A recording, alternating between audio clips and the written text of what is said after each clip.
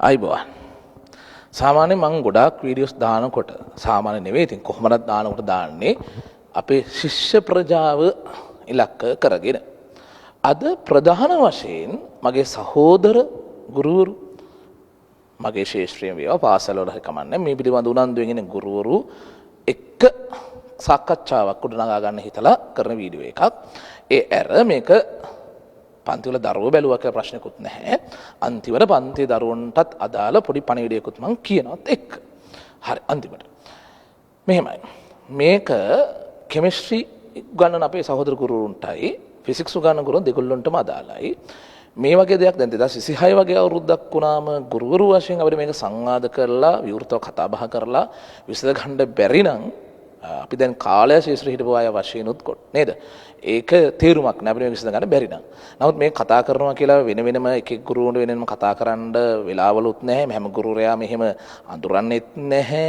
පුද්ගලිකව ඒ උනාට සමහර මේ වගේ වීඩියෝ එකක් දැම්මම ඇත්තටම වෙන ගුරුවරුත් කොහොමද බලනවා කියලා මම දන්නවනේ. අපි මේක කතා කරලා විසඳගමු. මං වැරදි නම් ඒකත් නිවැරදි කරලා දෙන්න.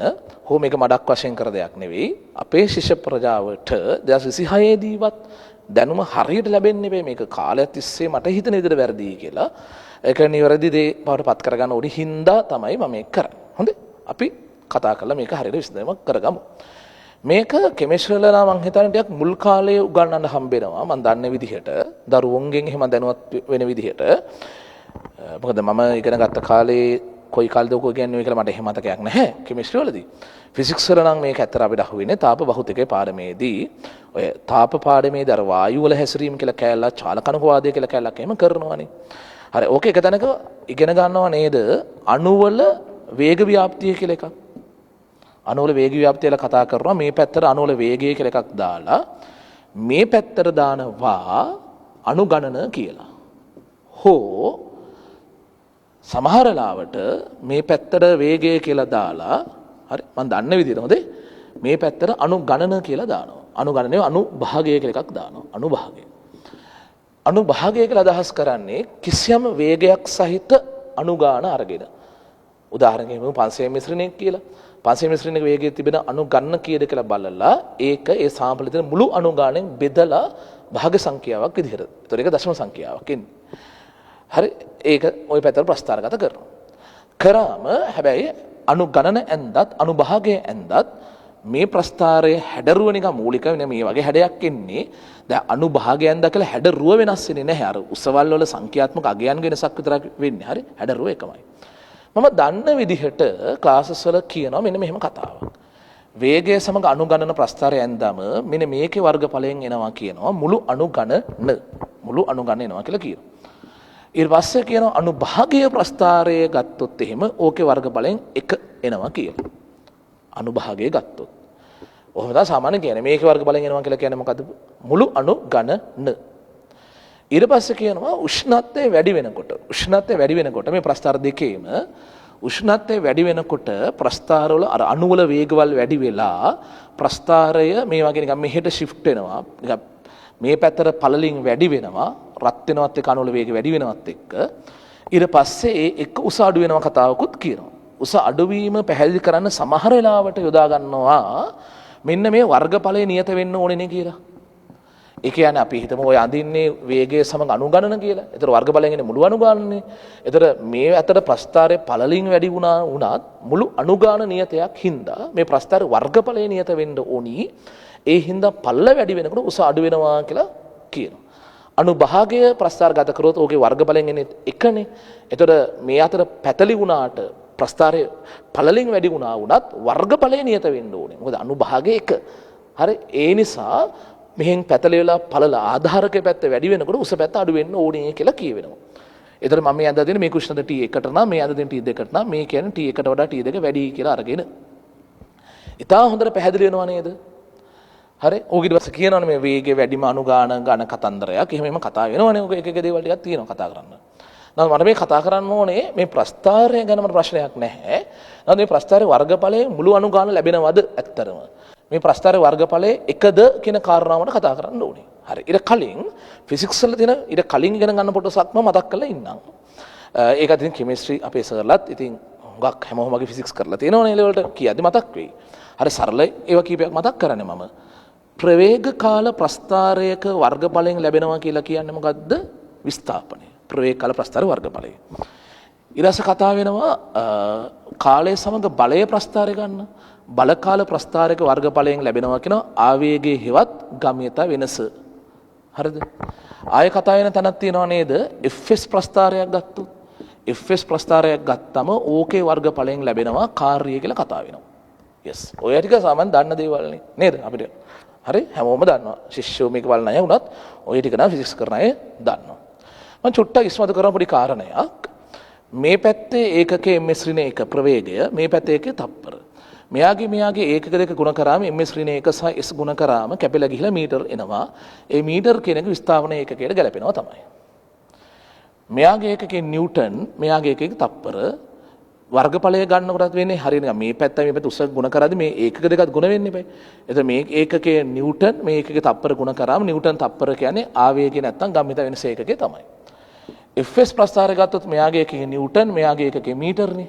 ගුණ කරාම එන්නේ නිව්ටන් මීටර් හෙවත් කාර්ය ඒකකේ තමයි. ඒ කියන්නේ මොකක් හරි ප්‍රස්ථාරයක වර්ගඵලයෙන් අහවල් භෞතික රාශිය ලැබෙනවා කියලා කියනවා නම් ඒ ප්‍රස්ථාරයේ x අක්ෂයේ y අක්ෂයේ ඉන්න දෙන්නගේ ඒකක දෙක ගුණ කරාම ඒ වර්ගඵලයෙන් ලැබෙනවා කියන එකනගේ ඒකකෙට මැච් වෙන්නේ බෑ. දැන් මේක ත්‍රිකෝණ හැඩයක් කියන්නකො ඒ වර්ගඵලය ගද්දි භාගයයි ආධාරකයේ තප්පර වලින් තියෙන. උස ms ඍණ එකෙන් තියෙන. ගුණ කරද්දී ඒකකත් එක්කනේ ගුණ කරලා බලන්න ඕන හරියනම්. ඒතකොට හරියන විස්ථාපනයක කියනවා. මොකක් හරි ප්‍රස්ථාරයක වර්ගඵලයෙන් අහවල් භෞතික රාශිය ලැබෙනවා කියලා කියනවා නම් ඒ ප්‍රස්ථාරයේ y අක්ෂයේ x අක්ෂයේ ඒකක දෙක ගුණ කරාම අර ලැබෙනවා කියන භෞතික රාශිය ඒකකයට මැච් වෙන්න ඕනේ. හරි. දැන් අපි පොඩ්ඩක් මේ කතා වෙච්ච එකට එමු. right. වේගය කියන එකට ඒකක ms ඍණ 1නේ. වේගය කියන්නේ ms ඍණ 1. හරි. එතකොට අණු ගණන කියන එකට ඒකකයක් නැත. අණු භාගය කිව්වත් ඒකකයක් නැත. එතකොට මෙයාට ඒකකයක් නැහැ. මෙයාට ms ඍණ 1 කියලා ඒකකයක් තියෙනවා. අරකෙත් එහෙමයි. හොඳේ. එතකොට මේ දෙපැත්තේ මේක වර්ගඵලයේ ගන්නකොට මේ පැත්තේ ඒකකයක් එක මේ පැත්තේ ඒකකේ ගුණ කරලා බලන්නකෝ. දැන් මෙයාට ඒකකයක් නැහැනේ. මෙයාට ms ඍණ 1 කියලා ඒකකයක් තියෙනවානේ. ගුණ කරාම ඉතුරු වෙන එකට එනවා නේද ms ඍණ 1 කියලා ඒකකයක්. ඉතුරු වෙන එකට එන ms ඍණ 1 කියලා ඒකකයක්. එතකොට ඒ ඉතුරු වෙන ඔය ඒ දෙපැත්ත අක්ෂ දෙක ඒකක දෙක ගුණ කරාම ms ඍණ 1 කියලා ඒකකයක් ඉතුරු වෙනවා. හැබැයි මේක වර්ගඵලයෙන් එන්නේ මුළු අණු ගණන නම් මුළු අණු ගණන කියන එකට ඒකකයක් නැහැනේ. එතකොට මම කියන්නේ දැන් මේක අක්ෂ දෙක ගුණ කරාම ඒකකයක් ඉතුරු වෙනවා. අද වර්ගඵලයෙන් එනවා කියන්නේ මුළු අණු ගණන කියන ඒකකයක් නැති කෙනෙක් එතන විසංවාදී. ගැලපෙන්නේ නැහැනේ. මොකද මම අර ඒවල කිව්වා වගේ මේ දෙපැත්තේ එක දෙක ගුණ කරාම එන උත්තරය මේ මැද වර්ගඵලයෙන් එනවා කියන කෙනාගේ ඒකකෙට මැච් වෙන්න ඕනේ. අනිත් එක මේකේ වර්ගඵලයෙන් නෙමෙයි මුළු අනුගාන ඉන්නේ. දැන් හිතන්නකො මේ කියන වේගෙද අනුගාන 100යි කියලා. මේ කියන වේගෙද අනුගාන 150යි කියලා. මේ කියන අනුගාන 250යි කියනවා. ඒතරේ 100යි 150යි 250යි කියන ඒ සංඛ්‍යා ටික එකතු කරාම තමයි මුළු අනුගාන එන්නේ.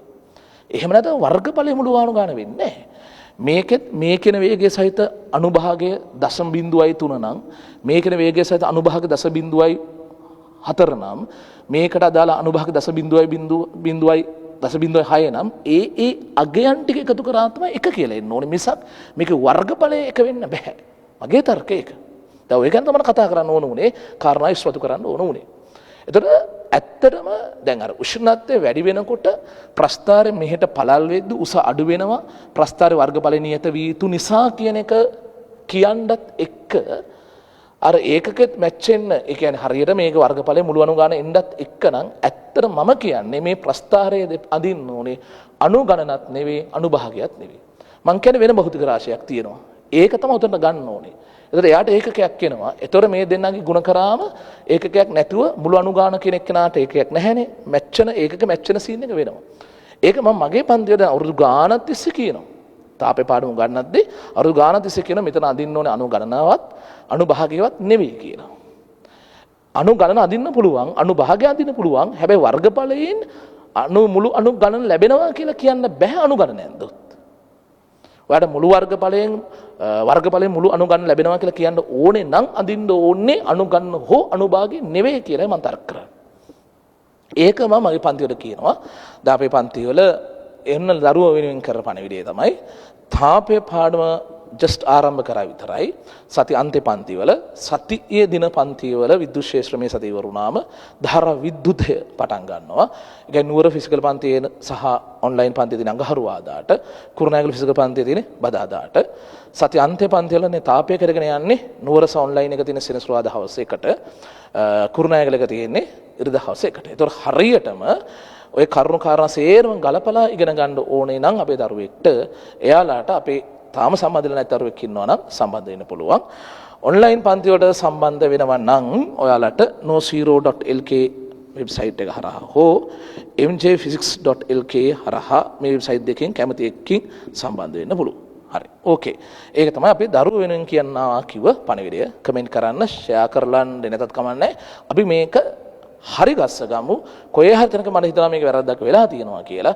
මං කියන්නේ ළමයින්ට 2026 කියන්නේ කොච්චර මේවා ශේෂ්ත්‍ර වලට ඇවිල්ලා දැන් කොච්චර කල් ගත වෙලාද නේද? මේ හොයාගෙන. ඒ වෙද්දි තාම අපි වැරදිද කියලා දෙනවා නම් අවුලක් තියෙනවා නේද? අපි ඒක හදාගෙන සාකච්ඡා කරලා හදාගෙන ඉස්සරහට යන්. මගේ වැරද්දක් තියෙනවා නම් ඒක මම බොහොම නිහතමානීව කැමති පිළිගන්න, ඒක නිවැරදි කරගන්න මම කැමතියි. හරි.